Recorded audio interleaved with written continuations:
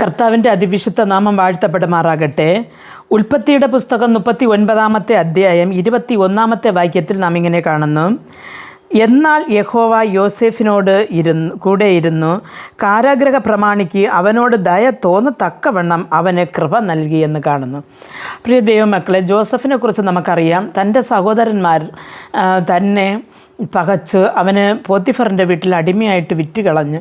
അങ്ങനെ ഒരു അടിമ ബാലനായിട്ട് പോത്തിഫറിൻ്റെ വീട്ടിൽ നിന്നപ്പോൾ ഈ പോത്തിഫറിൻ്റെ ഭാര്യയ്ക്ക് ജോസഫിൻ്റെ സൗന്ദര്യം കണ്ടിട്ട് അവനോട് വല്ലാത്ത മോഹം തോന്നി.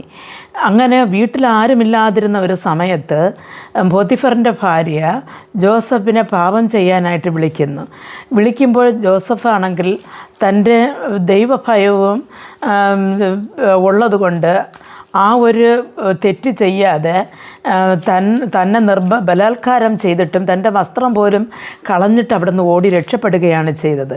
പക്ഷെ തൻ്റെ ഇഷ്ടം നടന്നില്ല എന്ന് കണ്ട പോത്തിഫറിൻ്റെ ഭാര്യ ആ വസ്ത്രം കയ്യിൽ വെച്ചുകൊണ്ടിരുന്നിട്ട് തൻ്റെ വീട്ടുകാർ വന്നപ്പോൾ യോസഫിന് നേരെ കുറ്റം ചുമത്തുകയും അവനെ ജയിലിൽ അടയ്ക്കുകയും ചെയ്തു. അപ്പോൾ ജയിലിൽ അടച്ചിരുന്നപ്പോൾ ജയിലിലിരുന്ന ജോസഫിനോട് കർത്താവ് കൂടെ ഇരുന്നു എന്ന് വചനം പറയുന്നു. അങ്ങനെ കർത്താവ് കൂടെ ഇരുന്നത് കൊണ്ട് ജയിലിലെ പ്രമാണിക്ക് ജോസഫിന് മേൽ ദയ തോന്നുമാറാക്കി എന്ന് കാണുന്നു. എൻ്റെ പ്രിയ ദൈവമക്കളെ, നാം ഈ ലോക മോഹങ്ങൾക്ക് അടിമപ്പെടാതെ വിശ്വാസത്തിന് വേണ്ടി, വിശുദ്ധിക്ക് വേണ്ടി, ദൈവവചനത്തിന് വേണ്ടി, ദൈവസഭയ്ക്ക് വേണ്ടി, നമ്മുടെ കുടുംബത്തിന് വേണ്ടി, നമ്മുടെ സ്വർഗരാജ്യത്തിലേക്കുള്ള നിലനിൽപ്പിന് വേണ്ടി, ഇങ്ങനെ പല കാര്യങ്ങൾ ഓർത്തിട്ട് ഈ ലോകത്തിലെ പല പാപങ്ങളും വിട്ടോടുവാനും പലതിൽ നിന്നും മാറി നിൽക്കുവാനും നാം ദൈവസന്നിധി നാം മനസ്സ് കാണിക്കുകയാണെങ്കിൽ നിർബന്ധം കർത്താവിൻ്റെ കൃപ ഏത് കഷ്ടത്തിലും നമ്മളോട് കൂടെ ഇരിക്കും. ചെയ്യാത്ത തെറ്റിന് ആണ് ജോസഫ് ജയിലിൽ പോകേണ്ടി വന്നത്. പ്രിയ ദൈവമക്കളെ, കോളേജിലായാലും ജോലി സ്ഥലത്തായാലും സ്കൂളിലായാലും വീട്ടിലായാലും സഭയിലായാലും എവിടെയായാലും പല സമയങ്ങളിൽ നാം ചെയ്യാത്ത തെറ്റ് നാം ചുമക്കേണ്ടി വരുന്നു. ആ സമയത്ത് നാം ഹൃദയം തളർന്നു പോകാതെ എൻ്റെ വിശ്വസ്തത കാണുന്ന, അല്ലെങ്കിൽ എൻ്റെ സഹിഷ്ണുത കാണുന്ന എൻ്റെ ഒരു ദൈവം എന്നോട് കൂടെ ഉണ്ട്, അവൻ്റെ ദയ എനിക്ക് എന്നും എൻ്റെ മരണകാലം വരെ എന്നോട് കൂടെ ഇരിക്കുമെന്ന് വിശ്വാസത്തോടു കൂടെ മുമ്പോട്ട് പോവുകയാണെങ്കിൽ ദൈവം നടത്തും. പ്രാർത്ഥിക്കാം.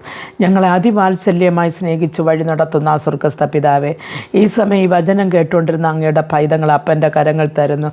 കർത്താവെ, നിൻ്റെ മക്കൾ കർത്താവെ ഇരിക്കുന്ന ഈ സാഹചര്യത്തെ നീ അറിയുന്നു. കർത്താവെ, ചെയ്യാത്ത തെറ്റിന് ശിക്ഷ അനുഭവിച്ചിട്ട് മനവേദനയോടിരിക്കുന്ന നിൻ്റെ പൈതങ്ങൾ ഇത് കേൾക്കുകയാണെങ്കിൽ കർത്താവ്, ഏതു തരത്തിലുള്ള ശിക്ഷയായാലും ഞാൻ ദൈവസന്നിധിയിൽ വിശ്വസ്തനായിരുന്നത് കൊണ്ട്, അല്ലെങ്കിൽ വിശ്വസ്തയായി ഇരുന്നത് കൊണ്ട് കർത്താവിൻ്റെ ദയ എൻ്റെ മരണ അവസാനത്തോളം, അല്ലെങ്കിൽ ഞാൻ മരണത്തിന് ശേഷമായാലും എന്നോട് കൂടെ ഇരിക്കുമെന്നുള്ള ഉറപ്പോടുകൂടെ മുമ്പോട്ട് പോകുവാൻ നിൻ്റെ മക്കൾക്ക് കൃപ നൽകണമേ എന്ന് പ്രാർത്ഥിക്കുന്നു.